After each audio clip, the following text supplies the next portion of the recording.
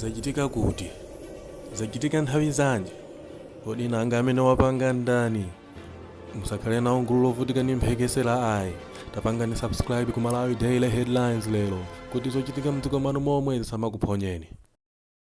Kulandirani kuna kulikonse pano pa Malawi Daily Headlines ndipo ngati mwangotipeza kumene tapangani subscribe komanso like kuti update na iliyonse isamakuphonyeni mnthawi yake. Panotu kafukufuku wa ngozi yomwe inachitika ku Chikangawa wabweranso ndithu pamene wayambanso ndi Dokani Ngwira yemwe ndi former Director General ku National Intelligence Service. Takhani pomwepo kuti tithe kumva kunena kuti kodi amenewa abwera ndi zotani pamene kafukufuku wabweranso. Takhani pomwepo. My name is Joseph Manzi. I am the Deputy Clerk of Parliament responsible for procedural services, and I'm leading a team of the Secretariat that is supporting this ad hoc committee on the inquiry. Allow me, Honorable Chair, to ask each one of them, of the Secretariat, also to introduce themselves. Good afternoon, Honorable Chairperson, Honorable members of the committee, Tile Lukoma, Secretariat. Thank you. Good afternoon, Chair. My name is Ephraim Maipopo from the Secretariat. Thank you. Through you, Honorable Chair, my name is Suzy Okunga, Parliament Secretariat. Good afternoon. Through you, Honorable Chair, my name is Annie Ganyangalazi, Parliament Secretariat. Through you, Honorable Chairperson, my name is Charles Makarani, Secretariat. Thank you. Honorable Chairperson, my name is C.P. Wekomwa, Parliament Secretariat. Good afternoon, Chair. I am Louis Maki, Secretariat. And I'm Walter Nyamelando Manda, the Member of Parliament from Sanje Southwest and the Chairman of the Ad Hoc Committee. Mr. Dokani Ngwira, you are here to testify on the role played by yourself as the former Director General of National Intelligence Service on the late Vice President's flight on 10th June 2024, before the flight, as well as after the wreckage was discovered, and any other information that you believe may assist the committee in its inquiry. Before you begin your testimony, I wish to make a few observations and allow me to go through the necessary formalities. One, you will introduce yourself and state the position you held at the material time, just to confirm it. You will be required to provide truthful, complete, and accurate evidence. Restrict your testimony to facts within your personal knowledge and official responsibilities. Where you are referring to information obtained from other offices or agencies, kindly indicate the source of the information. Where you cannot recall a matter, please indicate so, rather than speculate. If classified information arises, kindly advise the committee so that appropriate procedural guidance may be considered. Should you wish to refer to any documents, reports, or records, please identify them for the committee. Feel free to seek clarification if any question is unclear. If at any point you realize that an earlier answer requires correction or clarification, please inform the committee immediately.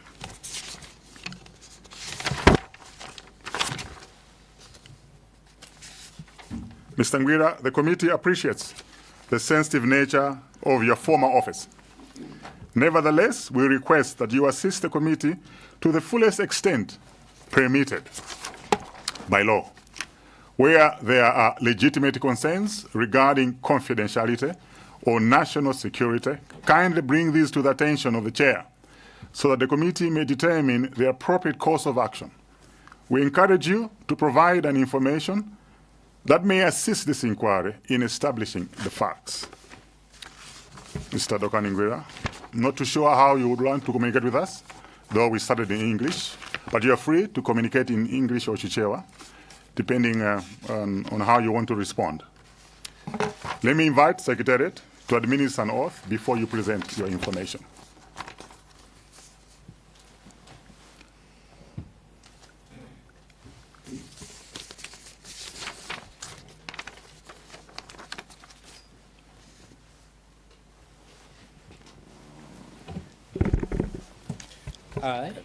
I, Dokani Ngwira, do solemnly swear do solemnly swear by the Almighty God by the Almighty God that the evidence I shall give that the evidence I shall give shall be the truth, the whole truth, and nothing but the truth. and nothing but the truth. So help me God. So help me God.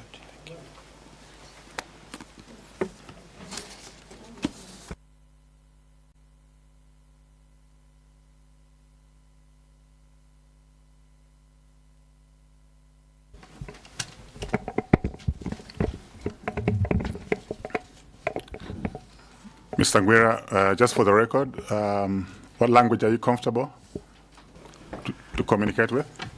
Chair, the colonial language of English, Chair. Fantastic. You're free to make your presentation. We received a detailed report. It's up to you on how you want to present your testimony, whether you want to read your presentation or to talk through it. But the floor is yours. Please feel free. Thank you very much, Honorable Chairperson, and your committee for this grace that you have given me to come before you. I'll read through my submission, but maybe before I do that, just 1 or 2 minutes as a preamble, Honorable Chair. You have already alluded to the fact that the office I held was a very sensitive office, and national security by its nature, especially when it comes to state security, has got its nuances that maybe certain aspects are a bit difficult to talk about, especially when you're talking to the members of the public. Nevertheless, I'll try my best to assist the committee in your investigation, Honorable Chair. Maybe just to mention that I may be a bit limited for a number of reasons. Number one, by the nature of intelligence, because when we talk about intelligence, we are simply talking about processed information. And the Chair, not to sound as if I'm lecturing to your committee, but maybe so that we understand each other. The National Intelligence Service mostly deals with national security information. And when you talk about national security, is I think 3 major subsectors. You made the defense, they protect the territorial integrity of this nation. You made the police, you are meeting the police. That is what we call public security. So the police, immigration, customs, prisons, those that interface with the public and handle things that directly affect the public. That is what we call public security.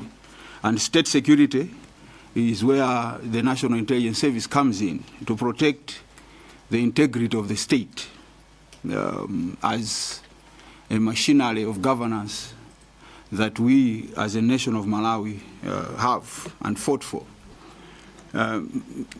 So my limitation basically is that by nature of the intelligence product, it belongs to the service. And details are very critical in intelligence. And you have rightly said, it is very dangerous to speculate. So my simple advice, maybe before I start, is it would actually be very helpful for my successor, who is the incumbent, because he is the custodian of all the intelligence from the time of Kamuzu. All that information is there. If something is lost, maybe it is lost. They can assist you very much. I'll try to assist as somebody who's outside the office. I don't have the grace that I can even call upon any of the officers that I worked with to help me here and there, because by the nature of the job, you have hundreds and hundreds of reports you are looking on a daily basis. Having said that, allow me to get to my submission, Honorable Chair. I've titled submission to the Ad-Hoc Committee on the Chikangawa Plane Crash inquiry.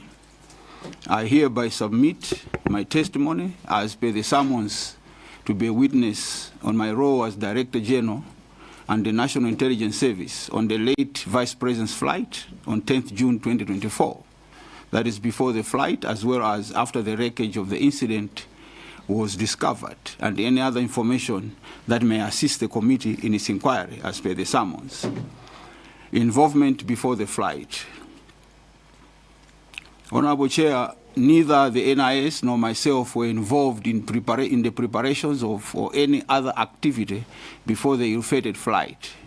However, considering that it was the day the then State President, His Excellency Dr. Lazarus Makato Chakwera, was expected to depart for the African Export-Import Bank, AFREXIM, annual summit in the Bahamas, the officers, that is my officers at Kamuzu International Airport, reported that the Vice President had departed from Zuzu to attend the funeral of the late Raphael Kasambala, AC, who had passed on the 7th of June 2024.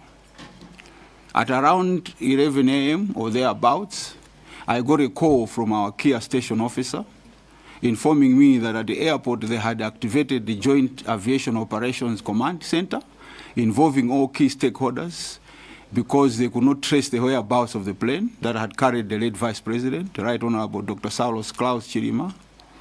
This was so because it had failed to reach Mzuzu on the scheduled flight and had not returned to Lilongwe either.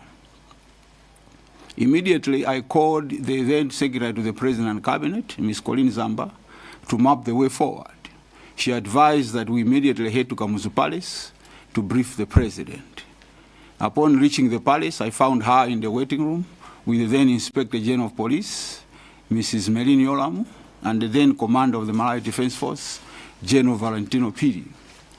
In the waiting lounge, we learned that through the Joint Operations Command activated at Kia, the search had commenced to trace the whereabouts of the plane by first contacting all the possible alternate airports and landing strips in the neighboring Mozambique, Tanzania, and Zambia, as well as some districts in the northern region like Kalonga and Likoma, and no one had seen the aircraft.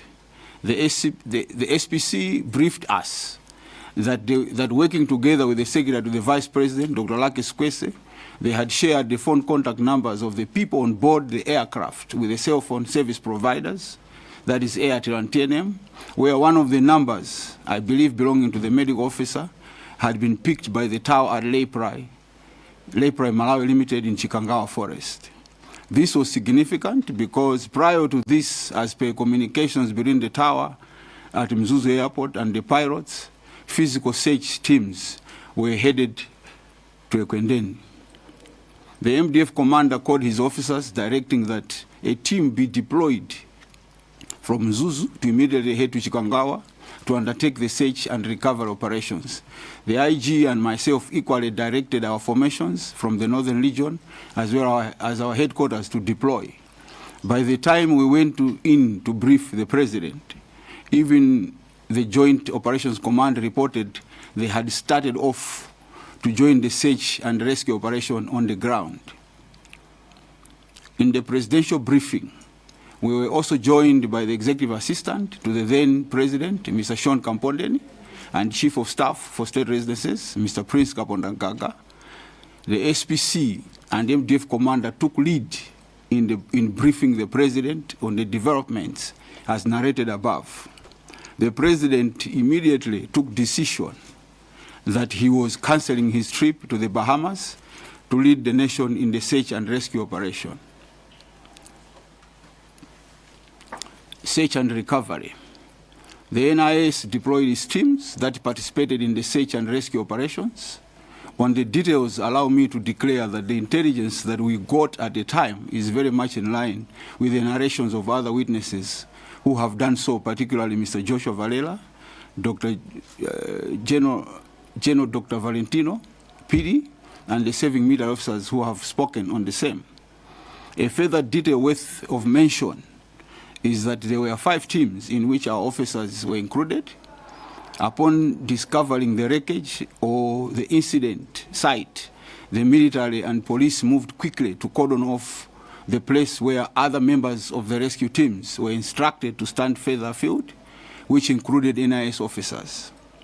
However, the military were advised to allow Mr. Valera to join the military and police to get closer to the site, such that he was amongst the first to see the wreckage before any work was done by the officers.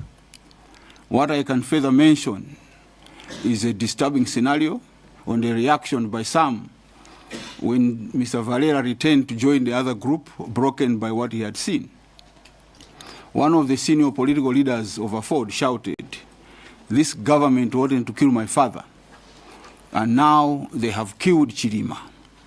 This ignited similar cries by some women from his party and some from the UTM that the MCP had killed the late vice president. This was the root of conspiracy theories that only grew louder with time. The conspiracy theories were a very serious threat to national security, such that by the time the burial was taking place, the country was on fire. Some political parties even deployed people to Ncheu to meet chiefs and incite people with a narrative that the late Vice President Dr. Chirima was assassinated and that former President Chakwera should not be allowed to attend the funeral in the district. This led to a further loss of lives, where the convoy of vehicles carrying the body of the deceased Vice President was stoned at a number of places along the route because some youth who had allegedly been offered lots of money and lots of alcohol and money by some politicians thought former President Chakwera would be part of the convoy. The lives of Madam Mary Chirima, the children and other family members who were traveling with the body were actually under very serious threat of harm. In actual fact, a number of vehicles, including one of the MDF escort vehicles, were stoned and bent.